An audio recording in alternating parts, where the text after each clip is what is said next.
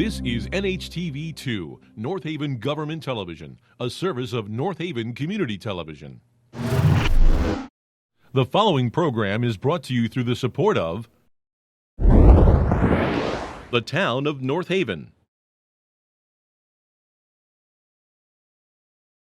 I'd like to convene the Board of Fire Commission meeting for Tuesday, October 24, 2023. I'd like everyone to please stand for the pledge. Right here. There you go. I pledge allegiance to the flag of the United States of America and to the republic for which it stands, one nation, under God, indivisible, with liberty and justice for all. Thank you.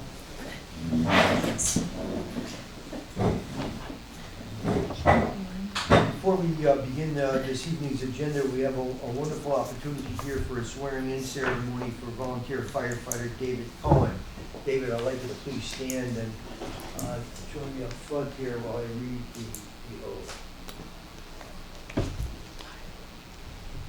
See Dave get right into it, man. Let's do it. Let's do it. This is it. We've got to do it right away. All right.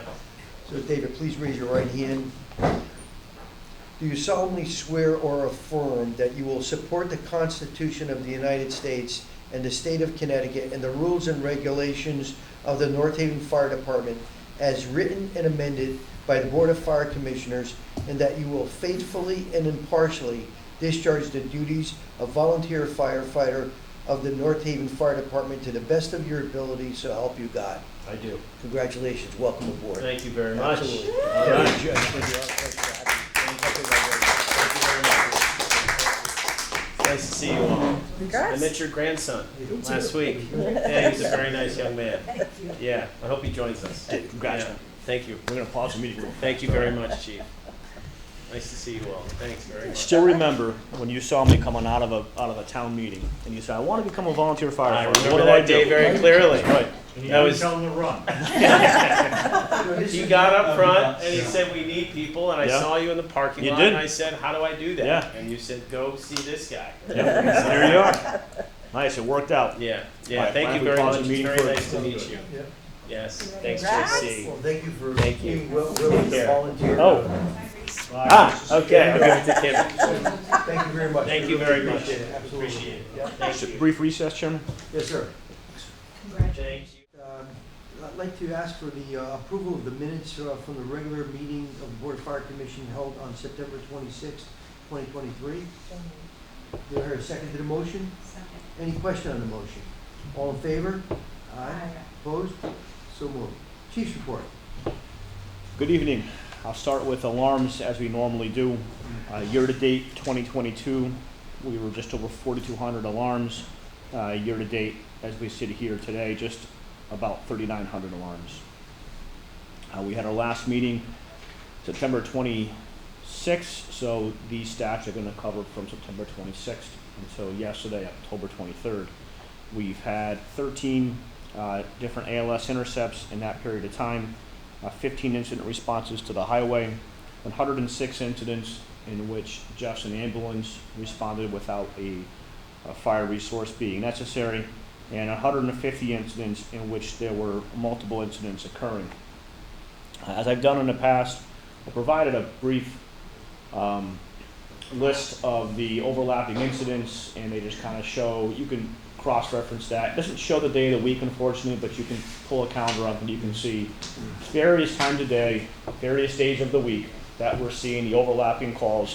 You know, I've been asked before to kind of elaborate on what happens in some of these cases. And so, and I think there's some value in discussing it because it shows just how quickly a couple of calls really will exhaust the fire resources in town. So if you take a look at overlap number 35, it's referencing calls that occurred on October 9th. And so it should be the sheet I provided out at the beginning of the meeting.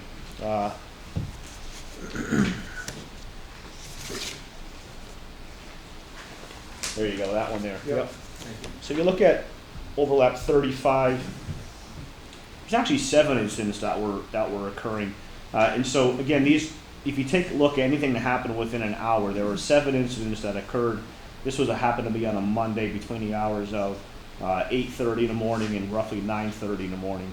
And this was simply, it starts off, you can see alarm number 3685, which was a motor vehicle accident on I-91. It brought in engine 1, engine 6, and engine 9, so it took those resources out for a period of time. There was a medical thereafter, another medical on Clintonville Road, another accident on Washington Avenue. So now you start depleting the remaining resources in town. And then you start getting to a point where we're waiting for units to clear scenes, be able to go to another scene. You can see how fast that turnaround is. And so it's something that happens quite a bit, which you can see by looking at that report I gave you. And so keep in mind that just 2 incidents at times can exhaust almost all the resources in town. It can be obviously a structure fire, but even just 2 accidents can take away quite a bit of our resources. If you look at overlap number 64, I'm sorry, Chairman, go ahead. No, you see, that took place in 21 minutes. So Yeah. those 3 calls took place in 21 minutes, and then from thereafter, 9:07 to 9:24. Yep, there's So- additional instances, yeah. Yeah, It happens fast. It happened really quick. If you look at overlap number 64, in which it references 3 incidents, that is a Saturday, 3:13 in the afternoon until about 4:11 in the afternoon. In that case, there was an alarm number, the first alarm number listed at 15:13 hours was a motor vehicle fire on I-91, which took out engine 6 and engine 9. 15:21, there's a medical emergency at a residential address, which took out Tower 1. 15:52, there was an odor of gas in an apartment complex. That now took out truck 1, engine 7. So now in 3 calls in a matter of 30 minutes, you have engine 6, engine 9, Tower 1, engine 7. Tower 1 was dispatched again to that apartment complex. Then we had a motor vehicle fire come in on Route 15 at 15:55. We were unable to respond to right away. We had to ask Wallingford to cover that incident for us. Then at 16:11, another medical was coming in that the rescue had to respond to. So it's hard to kind of go back after the fact and look at these, but and it's a little time consuming, but I wanted to give you some appreciation for what this report truly shows and understand that it doesn't take 4 or 5 alarms to be out of resources. It can take just 2. And then after 2, we may not be sending the right resources to the appropriate calls. For example, you can see the rescue isn't able to go to a car fire because the rescue's not going to do us any good when it gets there. So there's certain apparatus that are only required for certain incidents. So that's the overlapping calls. I wanted to spend a minute on. Just, I know it's not on this report, but is there, in terms of like delays in response because of overlapping, do we know? There's no way to identify that. It's a manual process. We'd have to go back and look. Okay. Yeah, the CAD dispatches the unit, and then whenever that unit signs on, at least running it against this report. There's another kind of report we can run, but the problem with that is, you know, if you think about our volunteer units, they're typically taking 15, 20 minutes to sign on, and so that report's going to be really all over the place because that's about normal for them. So this is the date and time the call came in, but not necessarily when it was responded to. Correct. Yep. But obviously, you're looking at all full-time staff that are responding. When you look at, you know, the timeframe from when the call came in. Yeah, for the most part, Yeah. with very, very few exceptions, and that's being like arcing wires. So volunteers for a period of time were covering calls on their own, for example, pump outs and some other things like that. We took all those calls away. We don't respond to those anymore. And so for the most part now, any incident, career staff are responding to. Thank you for that report. A couple other things on the budget. So you are provided with a list of the expenditures through period 3. I'm going to give you some stats through period 4, which we're not quite done with, but we're getting close. Period 4, last year's fiscal year budget, we were at 36.1%. As we sit here today, we're at 31.8%. In this year's budget, I was able to get my hands on a revenue report, and so I'm hoping to be able to start to be provided that on a monthly basis. So that'll help in determining some of the collections that we have. So like the fire fees that we've had in the past, I have to go back and add those up weekly in order to give you a number. So the number I was provided from finance gets us through the end of period 3, which would have been 119, just about $120,000 through the end of period 3. So that wouldn't include anything in the month of October. That report also showed where we are for ALS billing. We haven't had that number in some time. That's just over $33,000 in ALS billing this fiscal year. Regarding our budget, a couple things to keep in mind is we've had one member on long-term sick leave since April 28th. So that's been this entire fiscal year and part of the last fiscal year. We expect him to return sometime towards the end of the year. So it'll be a prolonged absence still. I've had one member out on military leave this entire fiscal year so far. So again, these are absences which we can't possibly forecast or budget for. We've had obviously the one member that passed away on December 26th. The replacement for that position is in the academy and will not be done until December of 2023. So that's another 6-month absence out of this fiscal year, as well as the other member that we had pass away on August 24th, which we have not even started to fill yet. More on that momentarily. So definitely some absences that are attributing to the contract replacement staffing line. And again, we have, at this point, we have only one shift that has 11 on. And so that one shift we're capturing overtime savings when there's an absence, but it's still not even, if you remember, we were supposed to have 2 shifts with 11 and capturing additional savings there, and that's not happening either right now. Yeah, we need to make sure, because we're gonna get some criticism on that. Absolutely we are. There's no question. Yep. So, you know, and I thank you for laying this out, having 1, 2, 3, basically 4 positions Mhm. that, you know, we're covering, and there was no way that we would be able to No. predict this in the budget. No way.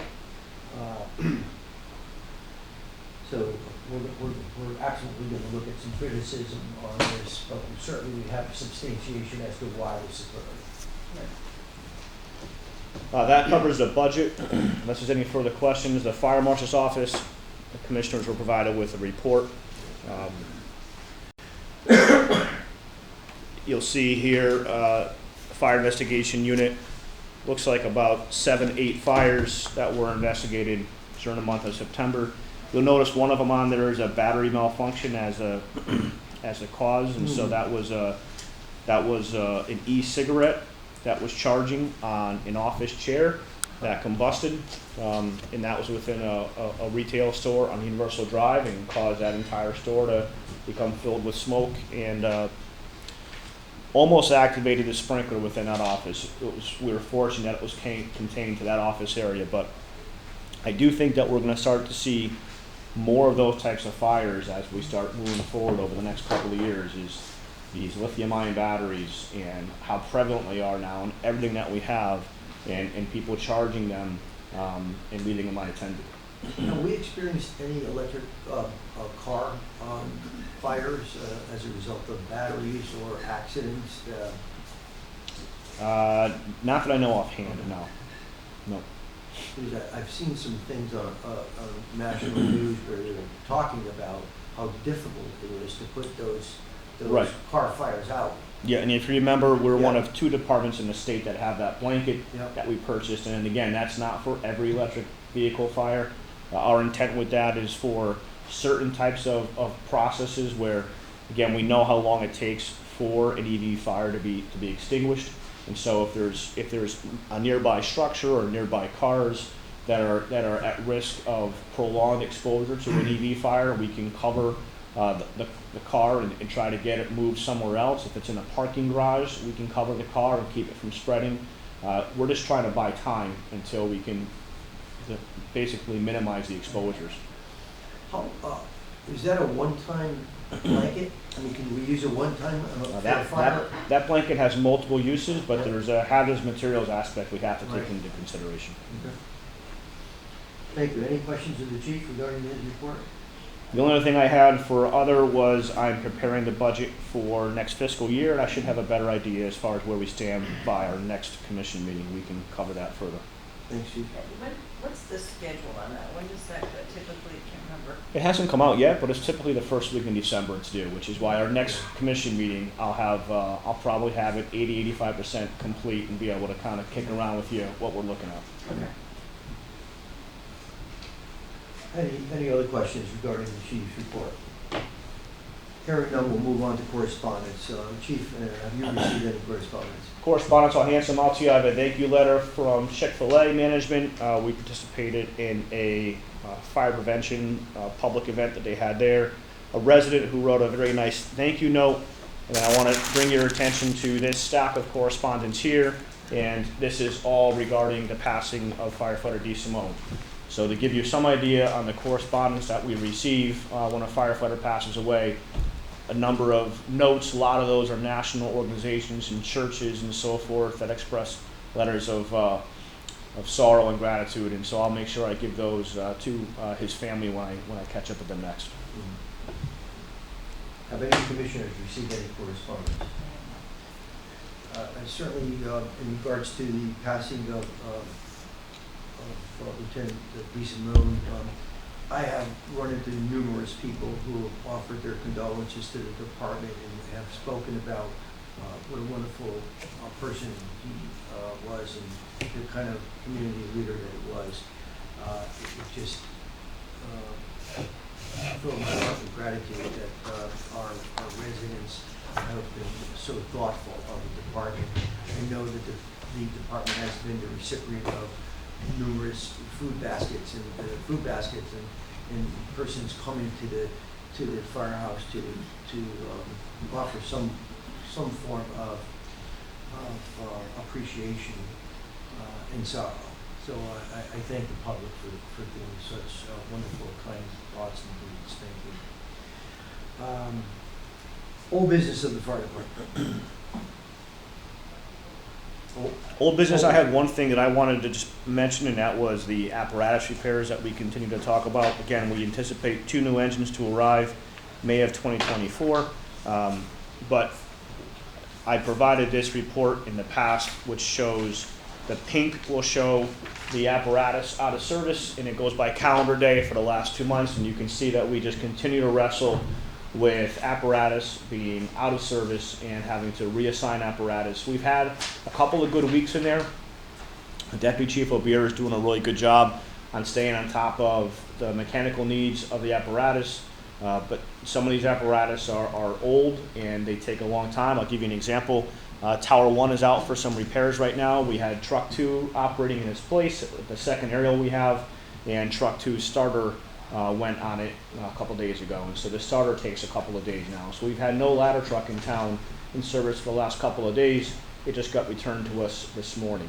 So again, this is a function of an older fleet. This is a function of having mechanics that are not on site and part of our department in our own facility where we can take care of our apparatus. Everything that we need done with this, we have to send out.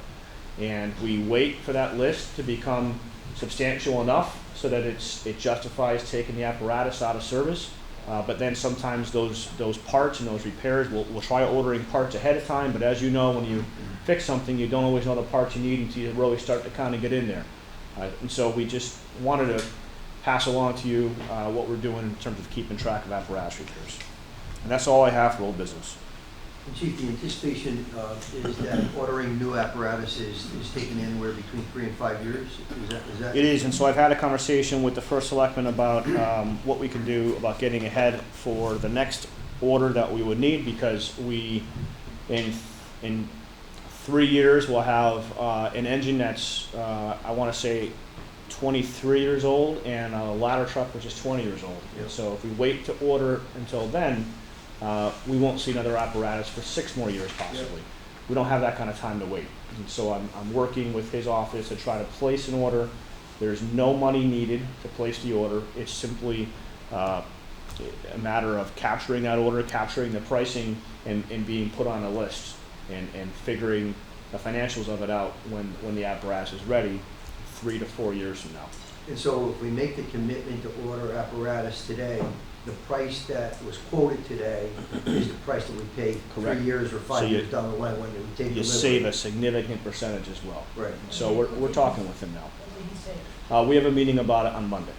And are we just asking for one apparatus? So I think that depends a little bit on the terms that we can work out. We need to look at another engine, another truck, and let's say in the next, and a rescue, but the rescues aren't a lot of money. We have one of our rescues right now is 10 years old. So that's probably gonna be purchased in the capital budget, I would assume, the next couple of years.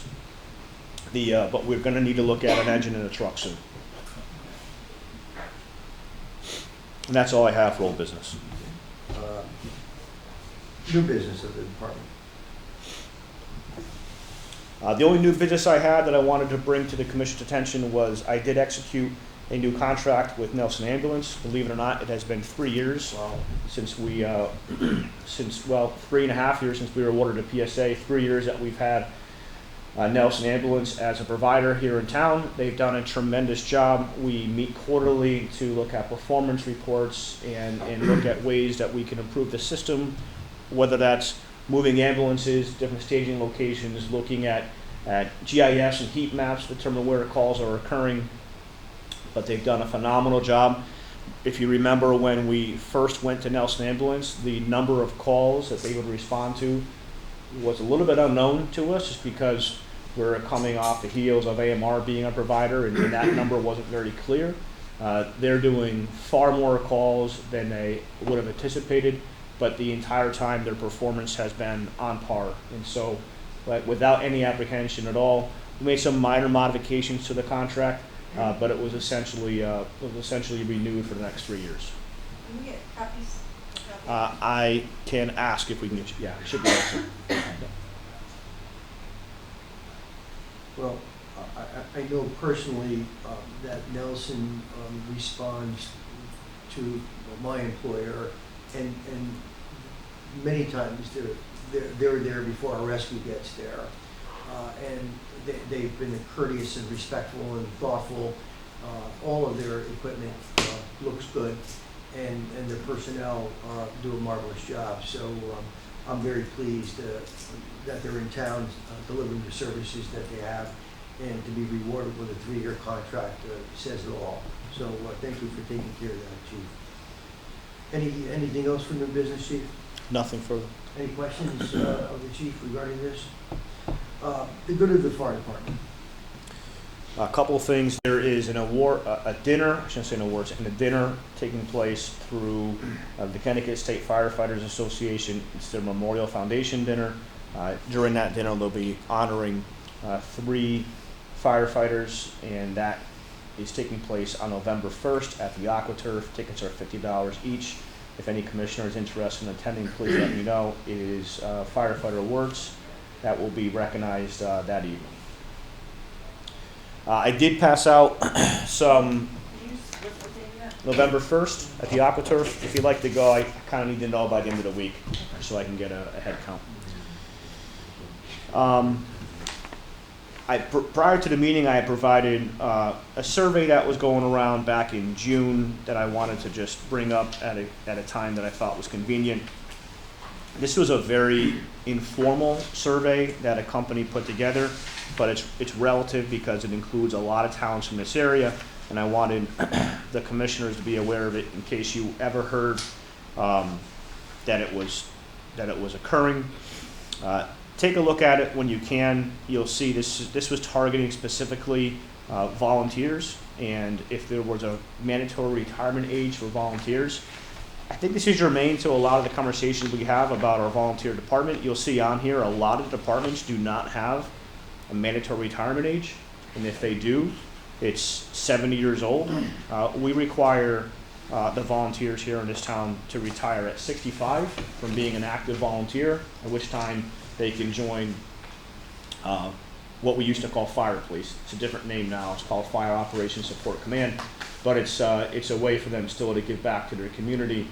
But the last thing that I still feel strongly about is anybody who's over the age of 65 being put in an interior firefighter position or driving apparatus for that matter.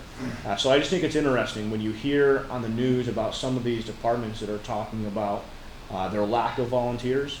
Some of them allow their volunteers to stay on without age restriction. And when you hear others talk about how they can't get volunteers, they can't retain them, I think this is all just important information. When you really start looking at the strength of surrounding towns and other towns that have volunteers, the age of those volunteers, I think, is a number that's not very widely reported.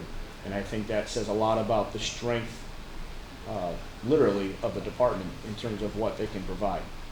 And so I stand by the town rule that it's a 65 retirement age for volunteers. That's been in place for a long time. Probably 20, 25 years has been in place. But it does give you some idea as to how we compare with other communities. What's the youngest age? For retirement? No, to be a volunteer. Oh, 18. 18. Yeah. Yep. And we have explorers that are even younger than that, but they're not technically a volunteer yet.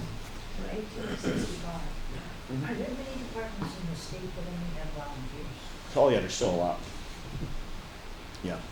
Well, having gone through the training ourselves, and, those of us who might be close to that age, I for one would say that I would not be able to do that work on a volunteer basis consistently, considering how laborious the task is. The equipment that needs to be lifted, the response time that you need to respond to, all the training that needs to go into that. It's a young person's profession. I, for one, would not be able to do that job, that's for sure. But thank you for this report, Chief. It's eye-opening to see how many departments have no retirement age. It's just mind-boggling for me, considering how It is. how strenuous a job it is. Yeah. Are there departments that are completely career in Connecticut Oh, there's a lot. Oh, yeah. Yeah. that don't have any volunteers? We look at New Haven, well, Hampton has some, I guess, some Hampton still has volunteers, some. predominantly full-time. Yeah. Wallingford, Wallingford still has some volunteers. Some volunteers. Meriden, I believe, no longer has volunteers, but that's recent within the last couple of years. The south end of Meriden used to be covered with volunteers. Yeah. Hartford, you look at, big cities, are all paid staff. A lot of towns still do. I mean, even a big city like a Danbury Stamford still has volunteers. The thing is, what they're being asked to do is sometimes not interior firefighting. It's other things. Yeah, so if they're asked to cover, when the full-time staff is out or roll up hoses or whatever it might be, that, I think, it loses the zest and the vim and vigor of what they signed up for. Right. But unfortunately, it is what it is.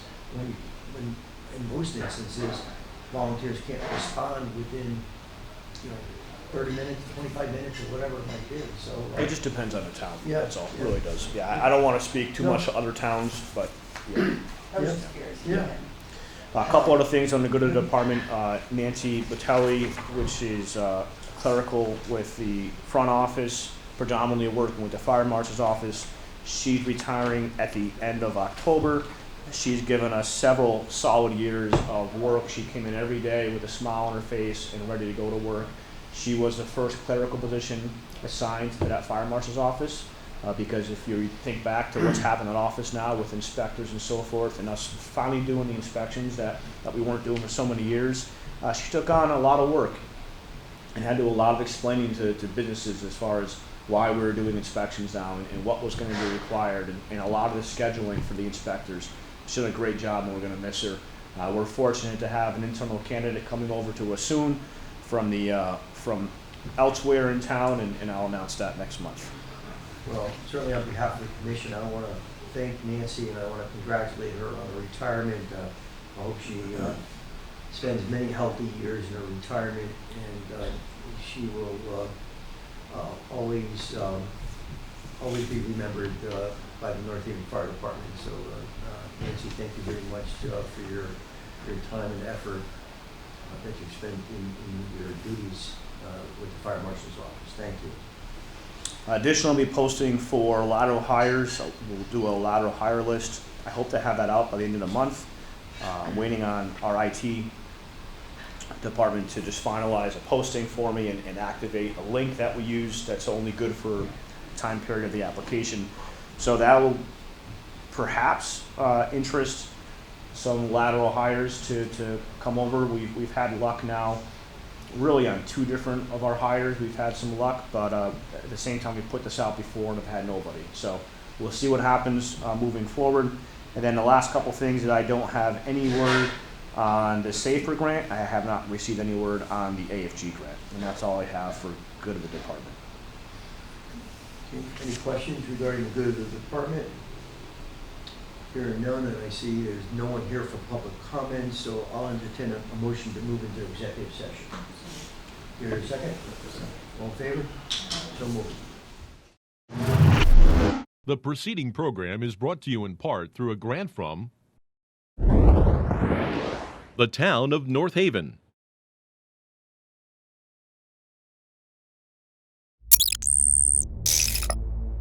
Watch town meetings or other videos on demand at nhtv.com.